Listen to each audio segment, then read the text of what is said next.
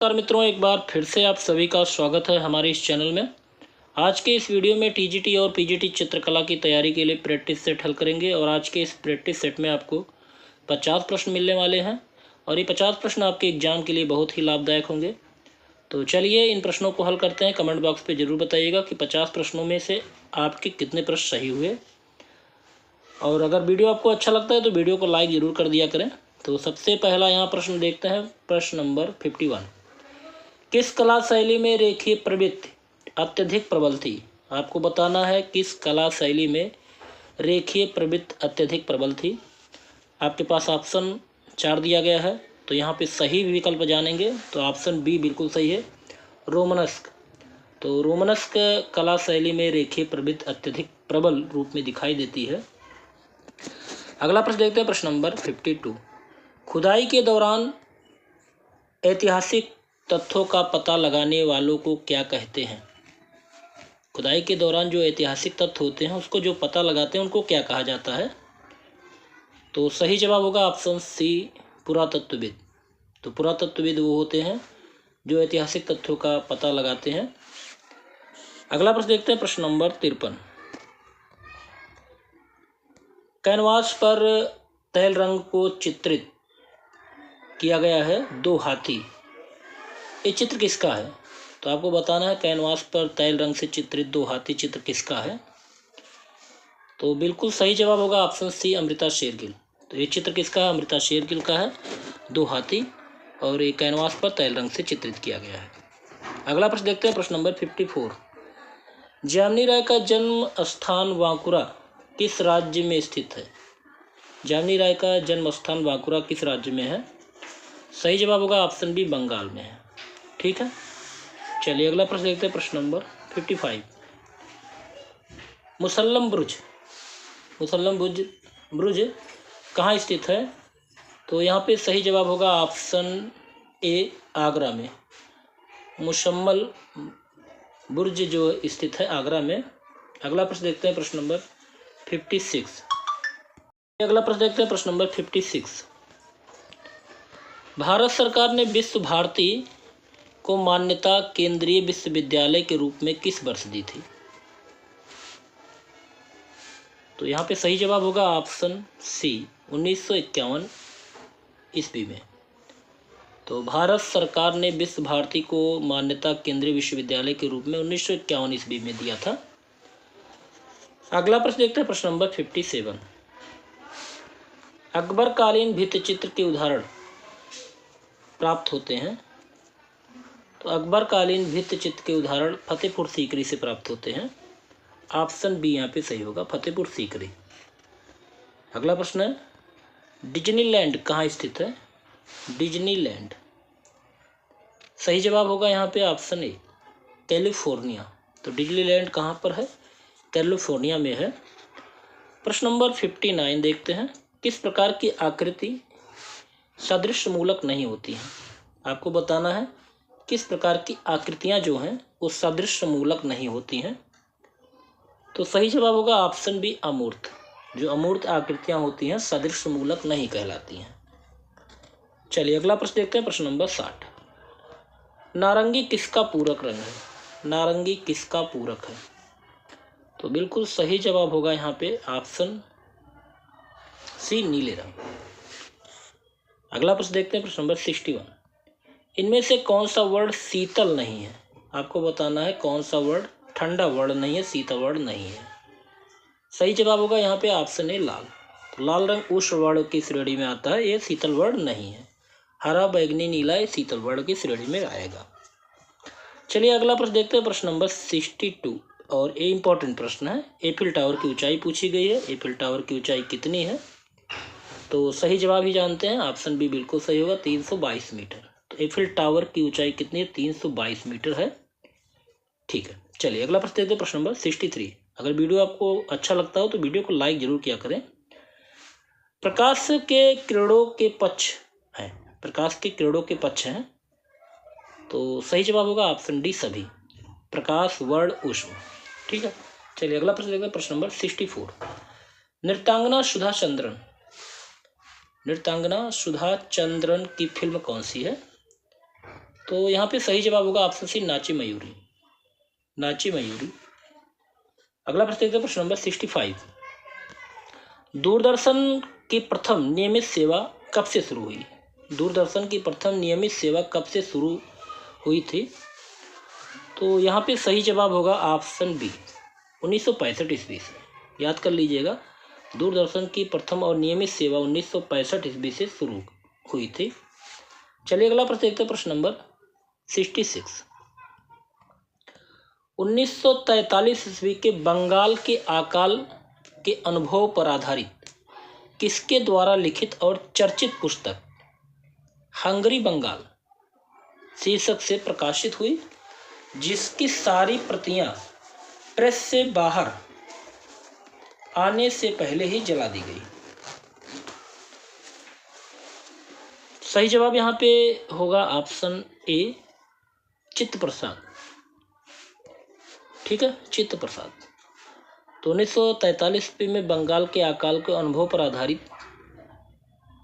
लिखित और चर्चित पुस्तक हंगरी बंगाल शीर्षक से प्रकाशित हुई थी, और इसकी सारी प्रतियां प्रेस से बाहर आने से पहले ही जला दिए थे, वो थी चित्त प्रसाद की।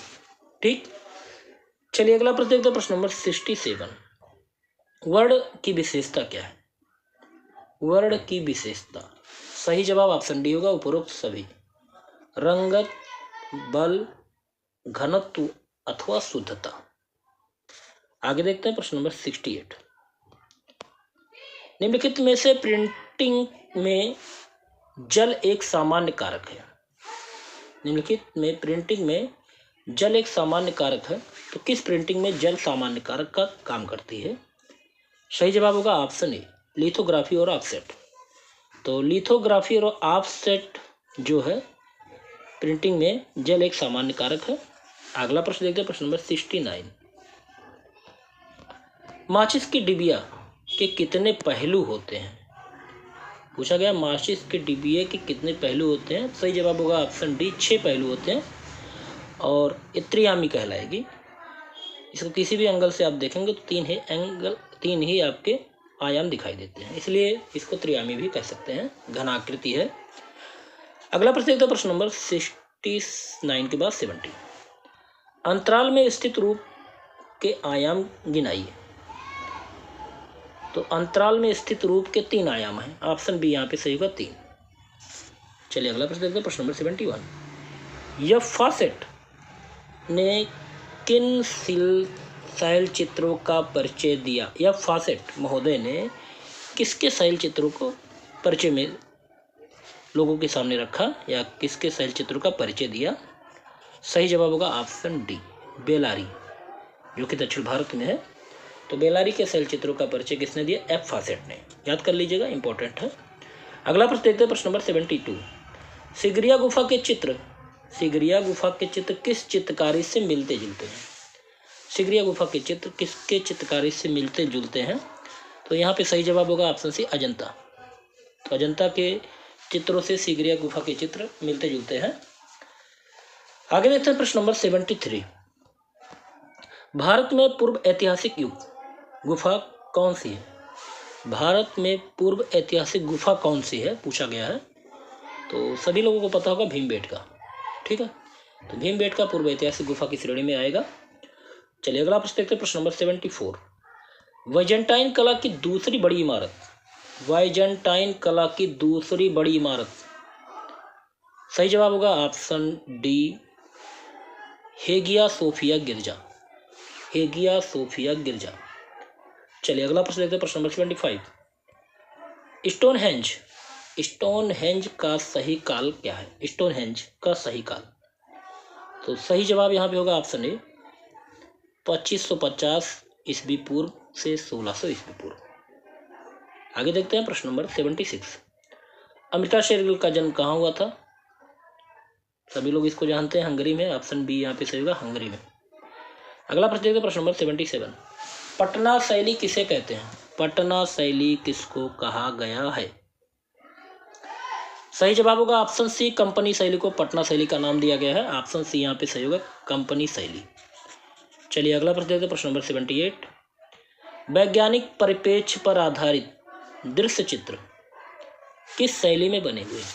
वैज्ञानिक परिप्रेक्ष्य पर आधारित जो दृश्य चित्र हैं किस शैली में बने हुए हैं? बिल्कुल सही जवाब ऑप्शन बी होगा, कंपनी शैली में।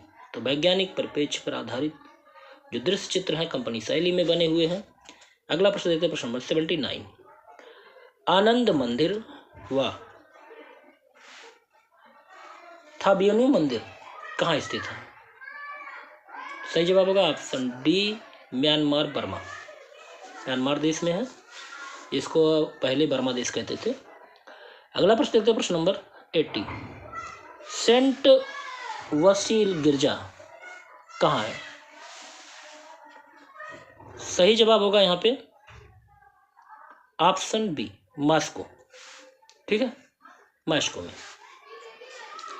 अगला प्रश्न देखते हैं, प्रश्न नंबर 81। विश्व प्रसिद्ध कामाख्या मंदिर, विश्व प्रसिद्ध कामाख्या मंदिर कहाँ पर स्थित है? तो कामाख्या देवी का मंदिर है गुवाहाटी, असम में। ऑप्शन बी यहाँ सही होगा, असम। चलिए अगला प्रश्न देखते हैं, प्रश्न नंबर 82। निम्नलिखित में से सिरामिक आर्टिस्ट की पहचान कीजिए। तो उपरोक्त तीनों हैं, ऑप्शन डी यहाँ पे सही होगा, ऑप्शन डी सही है, उपरोक्त तीनों। दीप्ति गुप्ता, विनीत कक्कर और पी.आर. धरोज ये सिरामिक आर्टिस्ट हैं। चलिए अगला प्रश्न देखते हैं, प्रश्न नंबर 83। नकाब ढके नाक तथा मुख, दाढ़ी सहित नारी चेहरा और स्वप्न लोक की आकृतियां किस कलाकार के चित्रों में मिलती है? तो यहाँ पे सही जवाब होगा ऑप्शन बी, रविंद्रनाथ टैगोर। तो नकाब ढके नाक तथा मुख, दाढ़ी सहित नारी चेहरा और स्वप्न लोक की आकृतियां रविंद्रनाथ टैगोर के चित्रों में दिखाई देती है। चलिए आगे देखते हैं, प्रश्न नंबर 84। अंतरराष्ट्रीय गोथिक स्थापत्य शैली, अंतरराष्ट्रीय गोथिक स्थापत्य शैली पाया जाता है। तो अंतरराष्ट्रीय गोथिक स्थापत्य शैली उपरोक्त सभी में पाया जाता है। उपरोक्त का मतलब होगा इंग्लैंड में, जर्मनी में और इटली में। ठीक है, चलिए अगला प्रश्न देखते हैं, प्रश्न नंबर 85। वास्तुशिल्प, धातु ढलाई, मूर्ति रचना तथा आधुनिक चित्र रचना पद्धति को किस स्थान के कला विद्यालय में प्रमुखता से शिक्षण में सम्मिलित किया गया? सही जवाब यहाँ पे होगा ऑप्शन सी, मद्रास।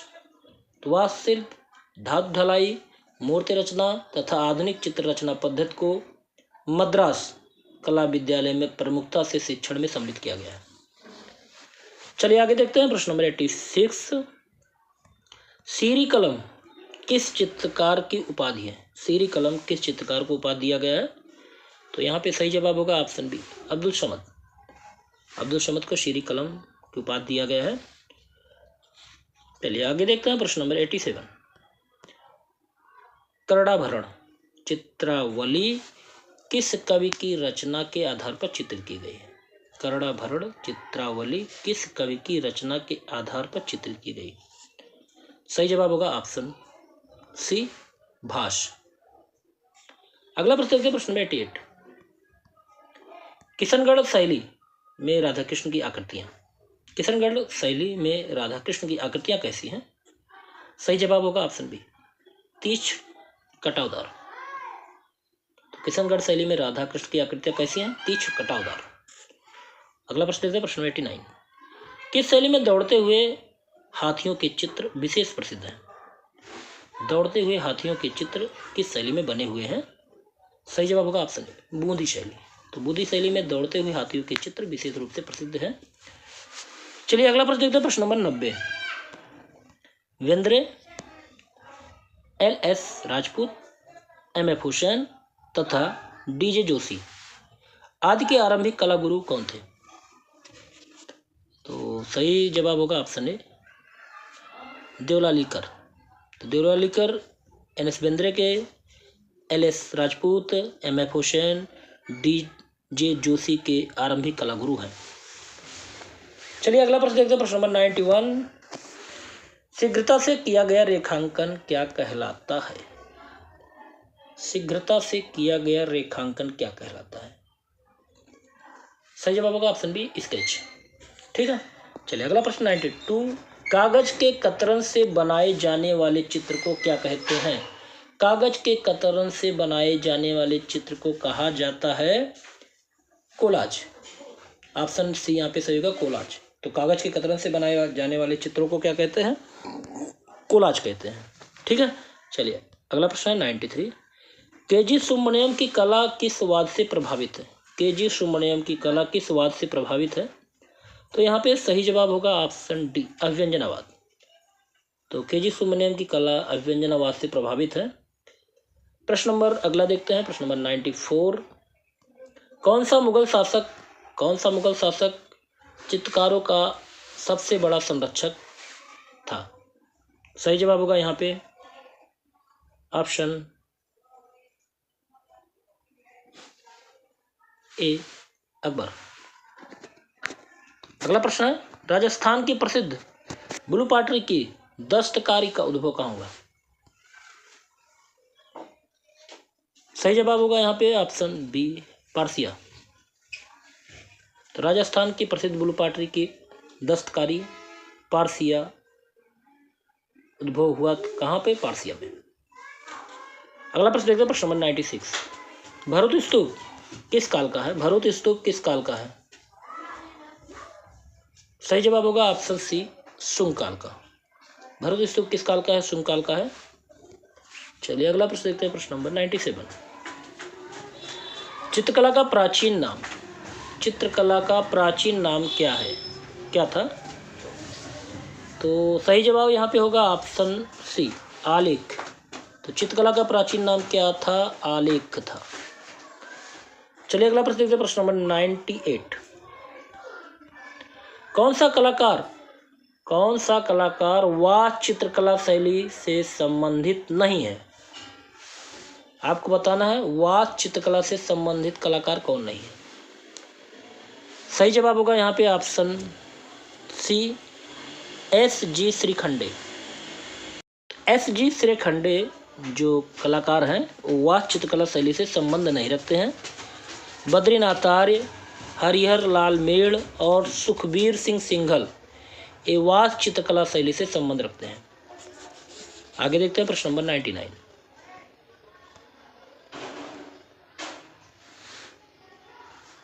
अनाज की वसाई नामक चित्र किसने बनाया? अनाज की वसाई नामक चित्र को किसने बनाया? ऑप्शन है सतीश गुजराल, कानू देसाई, एन.एस. बेंद्रे, रामकिंकर बैज।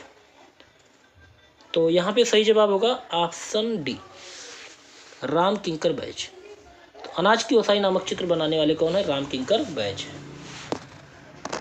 चलिए अगला प्रश्न देखते हैं, प्रश्न नंबर 100।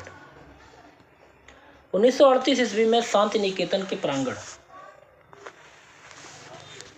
में सीमेंट कंक्रीट से निर्मित 427 सेंटीमीटर ऊंची संथाल परिवार नामक मूर्ति किसने बनाई?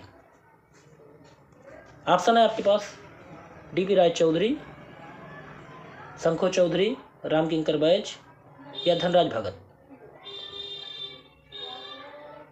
सही जवाब होगा ऑप्शन सी, रामकिंकर बैज।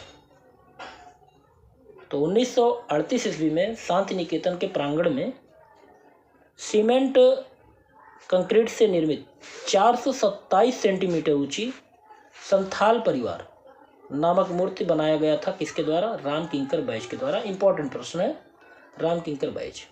ठीक है, तो यहाँ पे आपके 50 प्रश्न पूरे होते हैं और उम्मीद है आज का ये वीडियो आपको अच्छा लगा होगा।